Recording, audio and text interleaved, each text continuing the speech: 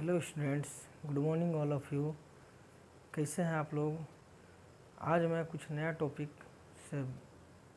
पढ़ाऊंगा जिसका नाम है इलेक्ट्रोमैग्नेटिक वेव। ये फिजिक्स का चैप्टर है। जहाँ भी वेव का बात होगी तो इलेक्ट्रोमैग्नेटिक वेव की चर्चा होती है। जनरली इलेक्ट्रोमैग्नेटिक वेव क्या है, पहले तो जानेंगे वेव क्या है, और 8 टाइप का इम्पोर्टेंट्स इलेक्ट्रोमैग्नेटिक वेव का हम लोग यहाँ पर चर्चा करेंगे।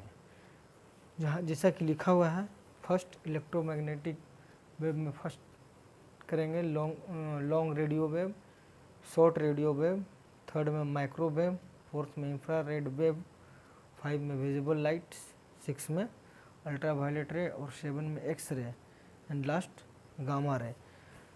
गामा रे का एक और नाम है वाई रे, और इसको कैपिटल वाई रे भी बोलते हैं,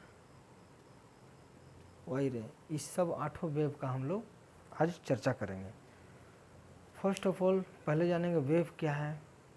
तो कोई भी प्रकार का, किसी भी प्रकार का जो ऊर्जा है, एक जगह से दूसरी जगह जिस रास्ते पर चलती है उस रास्ते को क्या बोलते हैं, वेव बोलते हैं। मतलब वेव का सिंपल में क्या बोल सकते हैं, path followed any energy travels from one point two another point. माने किसी भी टाइप का एनर्जी जो पाथ फॉलोड करता है एक जगह से दूसरे जगह जाने के लिए, उसको हम लोग क्या बोलेंगे, वेव बोलेंगे। हिंदी में तरंग, वेव बारे में समझ गए। और वेव का कुछ ऐसे प्रॉपर्टी भी बहुत सारा होता है, जैसे वेवलेंथ हो गया, फ्रीक्वेंसी हो गया, एम्पलीट्यूड हो गया। ये सारा चीज़ देखना है, देखेंगे। तो पहले अभी एक वेव फार्मूला आता है, v equal to nu lambda. Nu क्या है, न्यू यहाँ पर जो है फ्रीक्वेंसी है। फ्रीक्वेंसी का चीज़ का, फ्रीक्वेंसी वेव का। और लेंथ क्या है, वेव का वेवलेंथ है, वेवलेंथ है। यहाँ फ्रीक्वेंसी, v क्या है, वेलोसिटी है, वेलोसिटी ऑफ वेव इसको कहेंगे।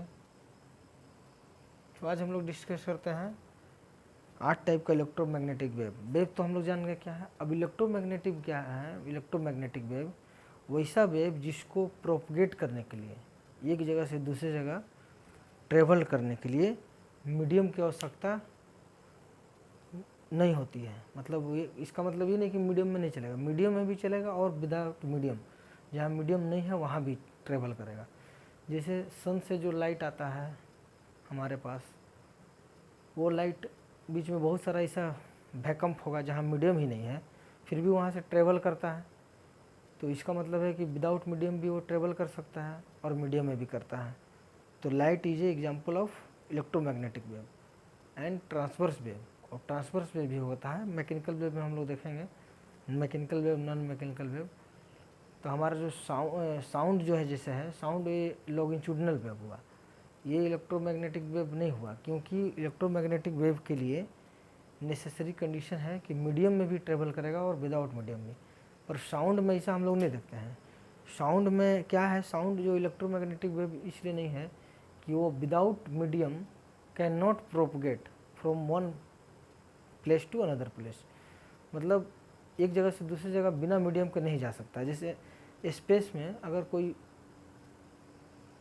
एक्सप्लोसिव आवाज़ करता है, जैसे कि कोई बम छोड़ता है, कोई भी बम वगैरह का अगर हम लोग विस्फोट करें वहाँ पर, तो बगल में ही सुनाई नहीं देगा। क्यों? क्योंकि वहाँ मीडियम नहीं है, तो आवाज़ नहीं पहुँच पाएगा कान तक। तो कान जो है हमारा, ईयर, ये ध्वनि के प्रति क्या है, संवेदनशील है, यानी कि एक्टिव करता है।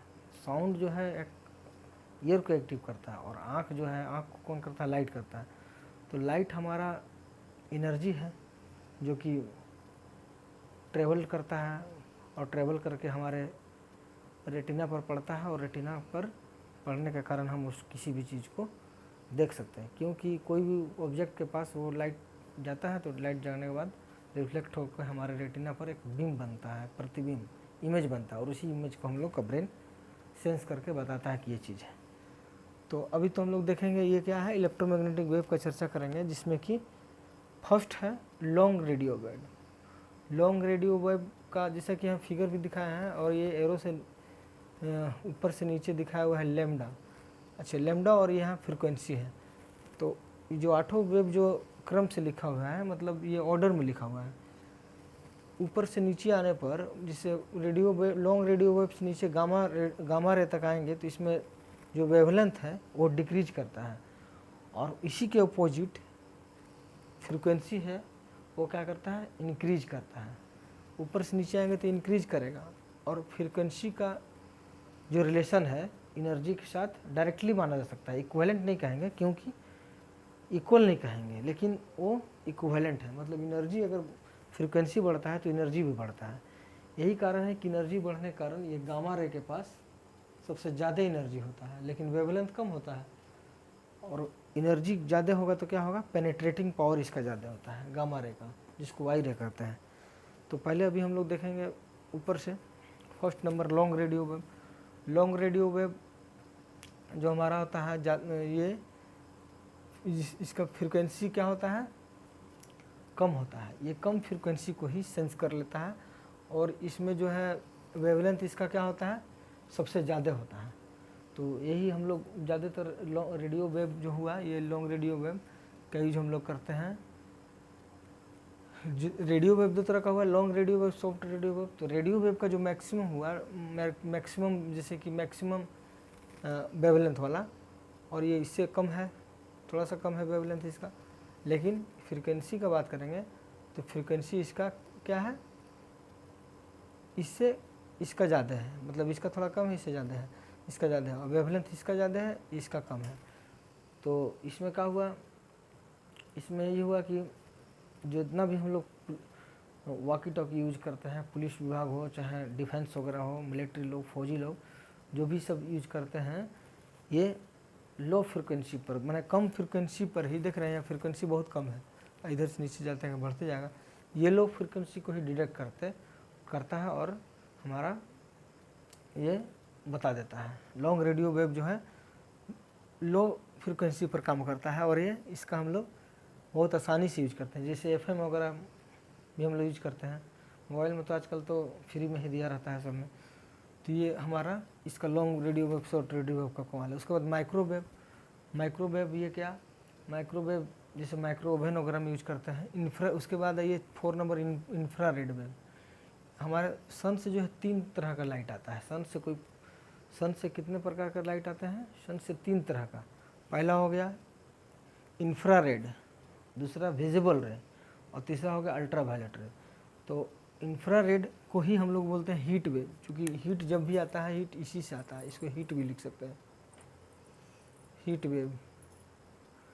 उसके बाद विजिबल लाइट। विजिबल लाइट्स जो हमारा लाइट मिलता है, जैसे विजिबल में रेड हो गया, वेवगोर पढ़ते हैं ना, वायलेट इंडिगो, वायलेट हो गया, इंडिगो हो गया, ब्लू हो गया, ग्रीन हो गया, ऑरेंज हो गया, और रेड हो गया। तो रेड का यहाँ पर वेवगोर का अगर हम लिखेंगे इसे करके विजिबल लाइट का, तो 7 कलर में होगा। तो यह वायलेट हो गया, इंडिगो हो गया, फिर ये ब्लू हो गया, ग्रीन हो गया,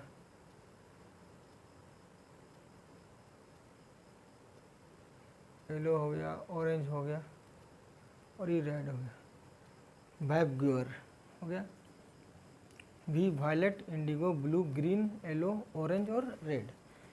ये भी उसी ऑर्डर में है। यहाँ पर रेड का सबसे क्या होगा, वेवलेंथ डिक्रीज होगा, तो वेवलेंथ सबसे ज़्यादा होगा रेड का। और वेवलेंथ ज़्यादा होगा, इसका मतलब एनर्जी क्या होगा, कम होगा। इसके पास एनर्जी कम है, और इसके पास एनर्जी ज़्यादा है, क्योंकि सबसे लास्ट में पड़ता है, ऊपर से नीचे आते हैं तो वेवलेंथ कम होता है। तो वेवलेंथ यहाँ पर इसका कम है, यहाँ पर ज़्यादा है, यानी कि वेवलेंथ ज़्यादा है, इसका मतलब एनर्जी यहाँ का होगा कम होगा। और वायलेट के पास वेवलेंथ डिक्रीज कर रहा है, मतलब वेवलेंथ कम है, तो यहाँ पर एनर्जी का होगा, ज़्यादा होगा। और इसे भी इस रिलेशन से हम लोग देख सकते हैं, V बराबर न्यू लैम्डा। तो न्यू इक्वल टू क्या होगा, V by speed of light. मान लीजिए अगर फिक्स माना जाए तो ये क्या, ये अगर कांस्टेंट हो जाएगा, इलेक्ट्रोमैग्नेटिक वेव जैसे मान लीजिए लाइट है, तो इसका कितना होता है स्पीड, 3 × 10⁸ मीटर पर सेकंड होता है। 1 सेकंड में इतना मीटर जाता है। तो ये हमारा क्या हो गया, इलेक्ट्रोमैग्नेटिक वेव, ये लाइट हो गया, लाइट का स्पीड हो गया। तो अगर कांस्टेंट माने तो इसी के अनुसार वेरी करेगा। अगर ये बढ़ेगा तो ये डिक्रीज होगा, क्योंकि ये तो फिक्स है। तो ये अगर बढ़ेगा तो ये कम होगा। इन्वर्सली रिलेशन है, न्यू का लेमडा के साथ इन्वर्सली रिलेशन है, क्योंकि लेमडा अगर कम होगा तो एनर्जी ज़्यादा होगा, इसीलिए ऐसा दिखाया गया है। ये अगर कम होगा तो ये ज़्यादा होगा, अगर ये ज़्यादा होगा तो ये कम होगा। तो मैक्स यहाँ पर वेवलेंथ कम है गामा का, इसका मतलब गामा के पास एनर्जी ज़्यादा होगा, क्योंकि इन्वर्सली रिलेशन है। तो वेवलेंथ कम होगा तो एनर्जी ज़्यादा होगा, और एनर्जी ज़्यादा होने के कारण क्या होगा, ये पेनिट्रेटिंग पावर इसका ज़्यादा लार्ज होता है। तो ये हम लोग देखते हैं। अभी उसी तरह यहाँ पर इसका वेवलेंथ कम होगा तो एनर्जी ज़्यादा होगा। यहाँ पर वेवलेंथ यहाँ पर ज़्यादा है, यहाँ पर सबसे ज़्यादा है तो एनर्जी कम होगा। और यहाँ पर वेवलेंथ क्या है, कम है, ऊपर से नीचे डिक्रीज कर रहा है तो यहाँ पर कम होगा। और यहाँ पर वेवलेंथ कम होगा, इसका मतलब क्या होगा, एनर्जी यहाँ पर ज़्यादा होगा। तो वायलेट के पास ज़्यादा एनर्जी होता है और वेवलेंथ कम। रेड के पास एनर्जी कम होता है लेकिन वेवलेंथ ज़्यादा होता है। तो सन के पास जैसे सन से 3 रे आता है, इंफ्रारेड, विजिबल रेड, अल्ट्रावायलेट। तो इंफ्रारेड का जो हीट होता है, हीट वेव भी जिसे बोलते हैं, उसमें हम लोग इंफ्रारेड वेव से ही मिलती है। और अल्ट्रावायलेट रेड में रे से हम लोग को एनर्जी मिलता है। एनर्जी का कारण क्या है, अल्ट्रावायलेट रे। लेकिन अल्ट्रावायलेट रे जो है स्ट्रेटोस्फीयर से छन करके आता है, मतलब फिल्टर के तरह काम करता है। तो इसमें हम लोगों को लो एनर्जी वाला हम लोग को मिल पाता है, जो कि हम लोग के लिए बहुत हेल्पफुल है। और उसी कारण लाइफ है अर्थ पर, क्योंकि अगर अल्ट्रावायलेट रे नहीं पहुंच पाएगा तो पेड़ पौधा भी ख़त्म हो जाएंगे, और हम लोग पेड़ पौधा पर ही डिपेंड है। तो हम क्या होगा, हम लोग का भी स्थित संकट में हो जाएगा। लेकिन हाँ, अगर स्ट्रेटोस्फीयर से छन कर नहीं आए, डायरेक्ट जब अल्ट्रावायलेट आए तो बहुत हाई एनर्जी लेवल होता है, उसमें हम लोग को बर्दाश्त करने की कैपेसिटी नहीं, हम लोग क्या, पेड़ पौधा भी नहीं, सब खत्म हो जाएगा। तो इसीलिए गॉड गिफ्टेड है कि ये हम लोग का जो इन्वायरमेंट है में एक लेयर होते हैं, लेयर वाइज होते हैं, बहुत सारे लेयर होते हैं। तो सबका अपना अपना इम्पोर्टेंस है। जैसे एक तो रेडियो वेव के लिए कम फ्रिक्वेंसी पर ही ये वहाँ से रिफ्लेक्ट होके आता है तो हम लोग सुन पाते हैं। तो उसी तरह से ये अल्ट्रावायलेट का ये इंफ्रारेड हीट के लिए है, और विजिबल लाइट जो हम लोग, और लाइट जो हम लोग देखते हैं। और ये अल्ट्रावायलेट रे का हम लोग कम एनर्जी वाला या कम फ्रिक्वेंसी वाला हम लोग को हेल्पफुल होता है, अधिक वाला नहीं। अधिक वाला होने से दिक्कत होगा। और एक्सरे फिर उसके बाद आएगा, एक्सरे का फ्रिक्वेंसी ज़्यादा होगा और उससे भी ज़्यादा गामा रे का होगा। तो हम लोग अच्छा लेमडा के बारे में हम लोग जो देखें, लेमडा, तो लेमडा क्या है, जैसे मान लीजिए वेवलेंथ है, तो ये साइनोसॉइडल ऐसे जाता है, तो ये जो क्रिस्ट हुआ और ये क्रिस्ट हुआ, ये क्या है, ट्रफ, ये क्रिस्ट हुआ, ये ट्रफ हुआ, ट्रफ यानी कि गर्त, शीर्ष गर्त ऐसे बोलते हैं। तो ये तो मैक्सिमम डिस्प्लेसमेंट हुआ, जिसको कि एम्पलीट्यूड बोलते हैं। लेकिन अभी हम बात करेंगे कि दो ट्रफ या क्रिस्ट के बीच की दूरी को लेमडा बोलता है। या फिर यहाँ से करेंगे तो यहाँ तक, दो कंप्लीट क्रिस्ट का, दो कंप्लीट साइकिल का बीच का ये भी लेमडा हो गया यहाँ से लेकर। या दो ट्रफ के बीच का डिस्टेंस भी हम लोग लेमडा कहते हैं। अलग अलग तरह से डिफाइन किया जा सकता है, माने दो क्रिस्ट कहिए या दो ट्रफ के बीच का डिस्टेंस को हम लोग लेमडा कहते हैं। और 1 सेकंड में जितना लेमडा बन पाता है उसी को क्या कहते हैं, फ्रीक्वेंसी कहते हैं। तो फ्रीक्वेंसी नंबर ऑफ ऑसिलेशन पर सेकंड कहिए, या 1 सेकंड में कितना वेवलेंथ बनाता है, वही उस वेव का फ्रीक्वेंसी होता है। तो इसके कारण होता है। तो हम लोग इंफ्रारेड, जैसे स्पेस सूट, जो स्पेस में जाते हैं साइंटिस्ट लोग, स्पेस सूट एक विशेष प्रकार का वाइट कलर का स्पेस सूट यूज करते हैं। क्यों करते हैं, सबसे अधिक ज़्यादा परेशानी होती है उन लोगों को इंफ्रारेड से। इंफ्रारेड का हाई एनर्जी जो सन से आता हो उसको वो नहीं रोक पाएंगे, उनकी तत्काल मृत्यु हो जाएगी। इसीलिए वो क्या करते हैं, एक स्पेशल स्पेस सूट बनाते हैं वाइट कलर का, जो कि इंफ्रारेड के हाई एनर्जी को रिफ्लेक्ट कर देता है, वाइट कलर रिफ्लेक्ट कर देता है और उसका असर नहीं पड़ पाता है, इसीलिए उस सूट को पहन के जाते हैं साइंटिस्ट या जो भी स्पेसमैन हुआ। विजिबल लाइट में ये कलर होता है, टूट जाता है, जिसको स्पेक्ट्रम बोलते हैं। 7 कलर में टूटना ही स्पेक्ट्रम कहलाता है।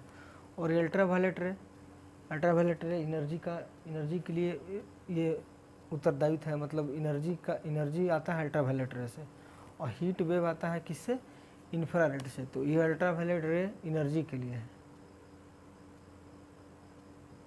एनर्जी के लिए। उसके बाद एक्सरे आया। तो एक्सरे जो है, एक्सरे कैसे निकल सकता है। नेगेटिव रे अगर हैवी मेटल जैसे टंगस्टन हो गया या प्लेटिनम हो गया, मेनली टंगस्टन वगैरह पर जब उसका बम्बार्टमेंट होता है या फिर उस पर पड़ता है, मेनली कैथोड रे जो इलेक्ट्रॉन का बना होता है, मेनली इलेक्ट्रॉन वाला ही, तो थोड़ा देर के बाद देखिएगा कि एक्सरे उससे निकलना चालू होगा। इसका मतलब एक्सरे जो हुआ हमारा, उसमें भी क्या है, हाई मतलब एनर्जी है, लेकिन गामा से कम है। गामा का पेनिट्रेटिंग पावर ज़्यादा होता है क्योंकि एनर्जी इसमें ज़्यादा होता है। ये हो गया हमारा इलेक्ट्रोमैग्नेटिक वेव का। तो ऑब्जेक्टिव क्वेश्चन में जैसे आ सकता है कि मान लीजिए किसका वेवलेंथ ज़्यादा है, यही सब आएगा। कितना वेवलेंथ होता है, कितना फ्रिक्वेंसी होता है, ये जानना जरूरी नहीं है, वो उतना इम्पोर्टेंट नहीं, चूँकि बहुत सारा है, याद करना दिक्कत होगा। लेकिन हम लोग को मेन याद रखना है इसका ऑर्डर। इस ऑर्डर में अगर याद है कि ऊपर से नीचे वेवलेंथ डिक्रीज करता है और ये एनर्जी इंक्रीज करता है, तो हमारा उसी से मेन मतलब होता है।